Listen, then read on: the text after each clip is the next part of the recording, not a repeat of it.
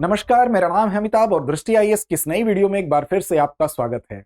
हम दवाओं का इस्तेमाल इसलिए करते हैं कि हमारा स्वास्थ्य बेहतर हो सके, लेकिन अगर ये दवाएं नियंत्रित मात्रा में न ली जाएं, इनकी मात्रा पर अगर कंट्रोल ना हो तो ये दवाएं हमारे स्वास्थ्य पर बुरा असर भी डालती हैं।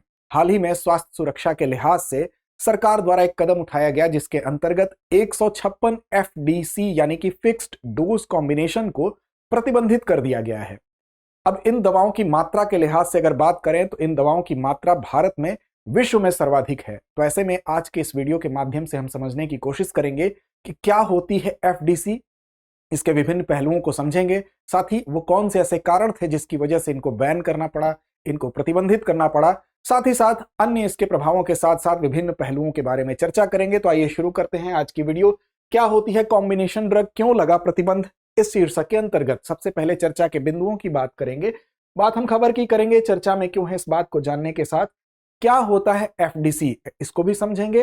किन एफडीसी पर प्रतिबंध लगाया गया है एक नजर डालने के साथ साथ क्या होगा अगर हम इन प्रतिबंधित दवाओं को, जिनको एफडीसी को 156 दवाओं को प्रतिबंधित किया गया है, अगर इनका सेवन करते हैं तो। साथ साथ सरकार ने क्यों की ये कार्रवाई, क्यों जरूरत वो क्या पड़ी थी, ये कार्रवाई क्यों करनी पड़ी, उसको भी ध्यान में रखेंगे। अभ्यास प्रश्न अंत में एक होगा जो हमारी परिपाटी होती है, जिसकी जिम्मेदारी हम आप पर छोड़ते हैं, आपसे इसका जवाब अपेक्षित है। सामान्य अध्ययन के प्रश्न पत्र 3 से जोड़ के इस खंड को आप देख सकते हैं। बात सबसे पहले खबर की करेंगे तो खबर है द इंडियन एक्सप्रेस से व्हाट आर कॉम्बिनेशन ड्रग और why have 156 of them been banned, उनमें से 156 को क्यों प्रतिबंधित किया गया। 156 एक बड़ी संख्या है, इससे पहले भी ये बैन की गई थी, लेकिन ये एक बड़ी संख्या है। अब सवाल उठता है इस खबर के बारे में जानने के बाद कि ये चर्चा में मुद्दा क्यों आया। तो देखिए 156 दवाओं को बैन किया गया है, इसमें कुछ ऐसी मशहूर दवाएं हैं जिनका बहुत आम रूप से हम उसका प्रयोग करते रहे हैं। जैसे चेस्टन कोल्ड नाम की एक दवा का आपने काफी व्यापक इसका प्रयोग होता रहा है, इसका नाम आपने सुना होगा। और फोरासिड जैसी ये लोकप्रिय दवाएं हैं, ये भी इसके अंतर्गत आएंगी। इससे पहले अगर हम बात करें तो 2018 में भी इस प्रकार अगर देखें संख्या के लिहाज से तो 328 दवाएं 2018 तक बैन हो चुकी थी और 2014 से अब तक अगर देखें तो 499 एफडीसी पर प्रतिबंध लगाया जा चुका है। अब देखिए सबसे पहले सवाल ये उठता है कि क्या होती है एफडीसी, इस बात को समझ लेते हैं। तो देखिए फिक्स डोज कॉम्बिनेशन जैसी की बात ही की जा रही है कि इसमें डोज का कॉम्बिनेशन होता है, अर्थात इसमें अलग अलग मात्रा में एक या एक से ज्यादा जो इंग्रेडिएंट्स होते हैं वो मिलाए जाते हैं। इसका मतलब कि एक ही कैप्सूल होगी, एक ही टैबलेट होगी, एक ही इंजेक्शन होगा, जिसमें कि अलग अलग जो इंग्रेडिएंट्स हैं उसको मिला के कंपाउंड बनाया जाएगा। और CDSCO भी यही परिभाषित करता है, अर्थात जो सेंट्रल ड्रग स्टैंडर्ड हम कह सकते हैं कंट्रोल ऑर्गेनाइजेशन है, उसके द्वारा जो परिभाषा दी गई है उसमें भी यही कहा गया है कि ऐसी दवाओं का संयोजन जिसमें कि एक या एक से ज्यादा इंग्रेडिएंट्स होते हैं, एक या एक से ज्यादा तत्व होते हैं, उसको फिक्स डोज कॉम्बिनेशन एफडीसी के अंतर्गत शामिल किया जाता है। अब देखिए ये दवाएं क्या होती हैं, एक ही खुराक में दो या दो से अधिक सक्रिय तत्व जो एक्टिव इंग्रेडिएंट्स होते हैं वो मिला दिए जाते हैं।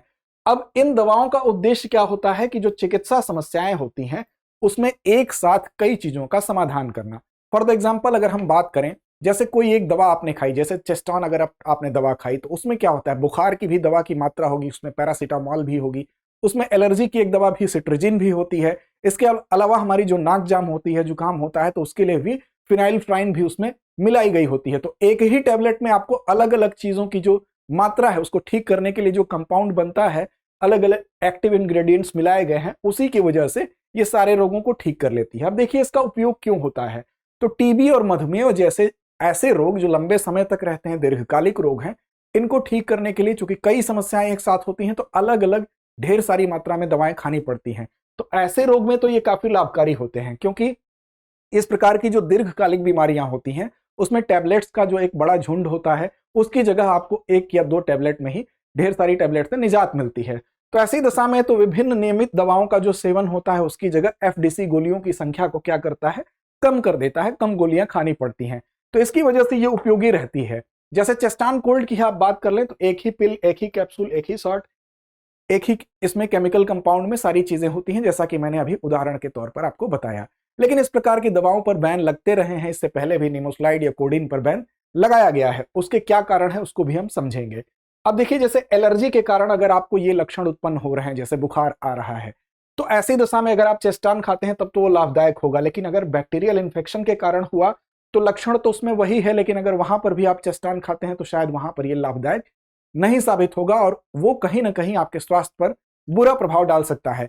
तो इसके कुछ नकारात्मक पहलू भी हैं जिनकी वजह से इनके ऊपर प्रतिबंध लगाया गया है। तो सबसे पहले देखते हैं कि किन एफडीसी पर प्रतिबंध लगाया गया है, उसके बाद समझते हैं कि क्यों लगाया गया है। तो देखिए, जैसे गैस्ट्रो इंटेस्टाइनल समस्याओं के इलाज के लिए एंजाइमों के कई कंपाउंड ऐसे होते हैं जिनका उपयोग किया जाता है, उन पर प्रतिबंध लगाया गया है। एंटी एलर्जिक दवाएं ऐसी होती हैं जैसे लेवोसेट्रिजिन के साथ नाक की सर्दी खांसी को दूर करने वाली दवा होती है, उसका कॉम्बिनेशन होता है, उसको बंद किया गया है। बलगम को तोड़ने वाले सिरप और पैरासीटामोल का संयोजन, उस पर बैन लगा है। त्वचा के लिए उपयोग किए गए एलोवेरा के साथ मेंथाल का जो कंपाउंड होता है उस पर बैन लगा है। मेडिकेटेड सोप जो होता है जिसमें कि विटामिन ई के साथ एलोवेरा होता है उस पर भी प्रतिबंध लगा है। जलने पर जो एंटीसेप्टिक एजेंट के साथ सिल्वर सल्फाइडियाजिन लगा होता है उसका कॉम्बिनेशन होता है उस पर भी बैन लगाया गया है। त्वचा की जलन के लिए एलो और प्राकृतिक पदार्थ के साथ कैलामाइन लोशन, इस पर भी इसके संयोजन पर बैन लगा है। मतली जब आती है उसको रोकने के लिए माइग्रेन की दवा और एक अन्य का जो संयोजन होता है उस पर भी बैन लगा है।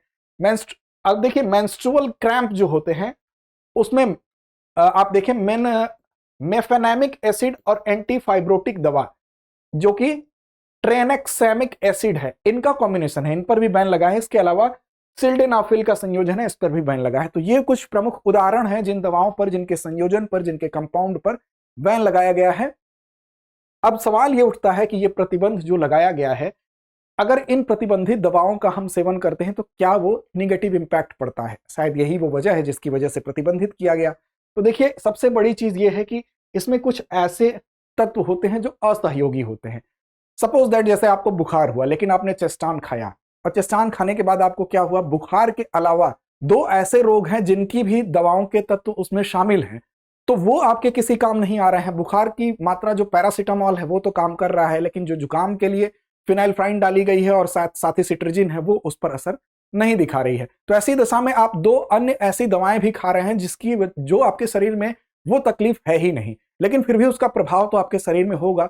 तो कहने का मतलब कि कुछ एफडीसी दवाओं में ऐसे तत्व होते हैं जो एक साथ मिलकर सही ढंग से काम नहीं करते हैं, अगर अलग अलग वो हो तो शायद बेहतर काम करें। इसका एक बहुत बड़ा कारण और भी है कि इसकी मॉनिटरिंग जो होती है, इसका जो परीक्षण होता है, इसकी जो लाइसेंसिंग होती है, वहां पर शायद ढील देने की वजह से इस प्रकार की दवाएं मार्केट में आ गई। अब जिनका एक साथ सेवन करने की जरूरत होती ही नहीं है फिर भी हम उसको एक साथ सेवन करते हैं। अब जैसे डॉक्टर के यहाँ आप जाते हैं तो डॉक्टर क्या होता है, प्रेस्क्राइब करता है हर दवा की निश्चित मात्रा को कि आपको ये मात्रा इस दवा की इतनी डोज आपको लेनी है, इस रोग के लिए इसकी इतनी डोज लेनी है क्योंकि ये समस्या आपको कम है। लेकिन अगर ऐसा उसके पास विकल्प आता है कि एक ही टेबलेट में अलग अलग मात्राएं हैं हर चीज की, तो एक चीज की मात्रा अगर थोड़ी 19-20 भी है तो डॉक्टर वहां पर कॉम्प्रोमाइज करता है और वो दवा अपने प्रेस्क्राइब जो करने का जो उसका क्राइटेरिया है उसको ध्यान में न रखते हुए कहीं ना कहीं वो समझौता कर लेता है। तो हम कह सकते हैं कि कुछ ऐसी दवाएं हमारे शरीर में जाती हैं जिनकी उतनी मात्रा की हमको आवश्यकता नहीं होती है। साथ ही साथ एंटीबायोटिक जो प्रतिरोध है वो भी हमारे शरीर में बढ़ गया है। इस प्रकार की दवाएं अननेसेसरी खाने से, जिनके कंपाउंड के बारे में हमें मालूम नहीं है, इसकी वजह से एंटीबायोटिक दवाओं के प्रति हमारी जो प्रतिरोधक क्षमता है वो बढ़ गई है। अब एक साधारण से रोग के लिए भी हम हाई डोज की दवा खाते हैं तब जाके वो रोग हमारा सही होता है। ये इन्हीं दवाओं के व्यापक प्रयोग का परिणाम है जिससे कि साधारण संक्रमण के उपचार के लिए भी हमको हाई डोज की दवा खानी पड़ती है। अब देखिए, इनके विपणन में भी बढ़ोतरी देखी गई है, मार्केट में भी आपको भारी मात्रा में इनकी संख्या दिखाई देगी। 2023 का एक अध्ययन है, उसमें पाया गया कि जो एंटीबायोटिक एफडीसी है उसका बाजार में हिस्सा बढ़ रहा है, जो कि एक चिंता का विषय है क्योंकि इसमें कई अनुचित संयोजन, अनुचित कंपाउंड होते हैं। अगर एक आंकड़े की बात करें तो 2008 में इस प्रकार जो दवाएं थी उनका 32.9% मार्केट में था, वहीं अगर 2020 की बात करें तो 37.3%, जो कि बढ़ा हुआ आंकड़ा था। तो ये एक चिंता की बात थी। साथ ही डब्ल्यूएचओ की जो अनुशंसाएं हैं, डब्ल्यूएचओ कहता है कि 2020 में भारत में बेची गई एंटीबायोटिक जो एफडीसी है उसकी एक बड़ी संख्या ऐसी है जो डब्ल्यूएचओ द्वारा अनुशंसित नहीं है। अगर एक आंकड़े की बात करें तो 2020 में 4.5 बिलियन यूनिट जो ऐसी दवाओं की थी उसमें से 41.5% ऐसी दवाएं थी जो कि डब्ल्यूएचओ द्वारा अनुशंसित नहीं थी। तो इसका मतलब कि एक बड़ी संख्या इनकी है जिसके ऊपर सवाल उठे हैं। तो प्रतिबंधित दवाएं इस प्रकार से मार्केट में है। साथ ही ये प्रतिबंधित दवाएं क्यों मार्केट में है, इसका एक बहुत बड़ा कारण है मूल्य नियंत्रण से बचने के लिए कई बार कंपनियां क्या करती हैं कि वो सरकार इन दवाओं के लिए एक अधिकतम मूल्य जो है वो फिक्स करती है ताकि बहुत महंगी दवाएं ना बिके। वो अधिकतम मूल्य कैसे तय होता है? तो बाजार का जो औसत मूल्य होता है उसके हिसाब से तय किया जाता है। अब कंपनियां कभी कभी इसका एफडीसी बनाती हैं, उसमें वो अलग अलग जो इंग्रेडिएंट्स है वो चेंज करके मिलाती हैं और इस तरह से इस नियम से बचने का एक काट निकाल लेती हैं और इस प्रकार जो दवाएं बनती हैं वो सरकार द्वारा लगाए गए जो मूल्य नियंत्रण होते हैं उससे वो बच निकलती हैं। तो इससे बचने की कोशिश में भी इस प्रकार की दवाओं की ज्यादा मात्रा मार्केट में देखने को मिलती है। साथ ही साथ सार्वजनिक सुरक्षा के लिहाज से देखें तो ये घातक है। सार्वजनिक सुरक्षा, सार्वजनिक स्वास्थ्य पर इसका बुरा प्रभाव देखा जा रहा है क्योंकि इन प्रतिबंधों का उद्देश्य ही है कि सार्वजनिक स्वास्थ्य की सुरक्षा की जाए और ये सुरक्षित और प्रभावी जो दवाएं हैं वो ही बाजार में उपलब्ध हों। इस प्रकार की दवाएं बाजार से कम उनको हटाया जा सके। अब उनको हटाया जा सके या इनकी मात्रा को नियंत्रित किया जा सके, कम किया जा सके, क्यों की गई कार्यवाही, इस पर एक नजर डालते हैं। तो देखिए, सबसे पहली बात यह है कि इसमें जो कंपाउंड होता है वो गैर तर्कसंगत कंपाउंड होता है। जैसा कि मैंने शुरू में ही बताया कि अगर डॉक्टर अलग अलग आपको समस्याएं हैं तो अपने हिसाब से प्रेस्क्राइब करेगा आपके लिए दवाएं, लेकिन इसमें कहीं ना कहीं वो समझौता करता है। आपको एक ही दवा में अगर उसको विकल्प मिलते हैं, थोड़ी बहुत 19-20 भी सिचुएशन होती है, तो वो दवा देता है। तो गैर तर्कसंगत जो कंपाउंड है वो हमारी बॉडी में जाता है। साथ ही साथ बिना उचित परीक्षण के बगैर पहले जो राज्य थे वो लाइसेंसिंग प्राधिकरणों द्वारा इनको मंजूरी दे देते थे। तो इसकी दिशा में हम थोड़ा सचेत हुए और उसके बाद आप देखेंगे 2012 में एक संसदीय पैनल बनाया गया और उस संसदीय पैनल में ये देखा गया कि हम देखेंगे इस संसदीय पैनल में अगर आप गौर करेंगे तो 1988 से लेके 1988 से लेके 3450 एफडीसी जो ऐसी थी जिसकी जांच की गई और उसमें यह पाया गया कि 963 ऐसी दवाएं थी जो कि तर्कहीन थी, जिनमें कि तर्कसंगत उनका जो कंपाउंड था वो नहीं था।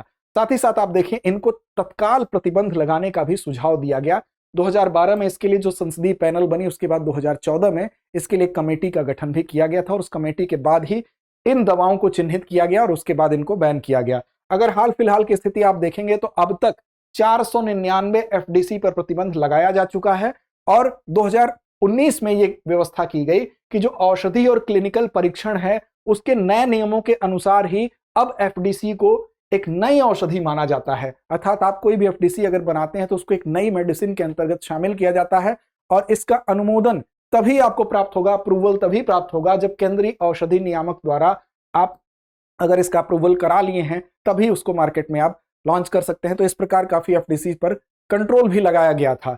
तो ये अब तक की व्यवस्था थी।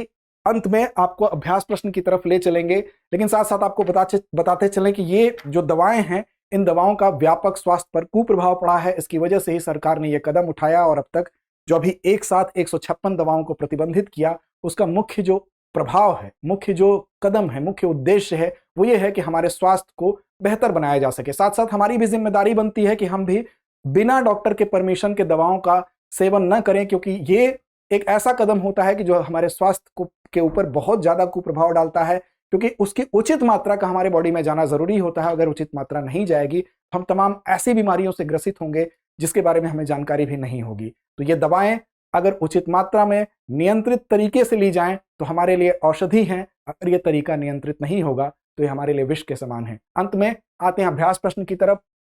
सरकार द्वारा हाल ही में कितनी एफडीसी दवाओं पर प्रतिबंध लगाया गया है? 100, 156, 328 या 499? तो उम्मीद है आप सही और सटीक जवाब जरूर देंगे। लड़ते रहें, अपने लक्ष्य की ओर बढ़ते रहें।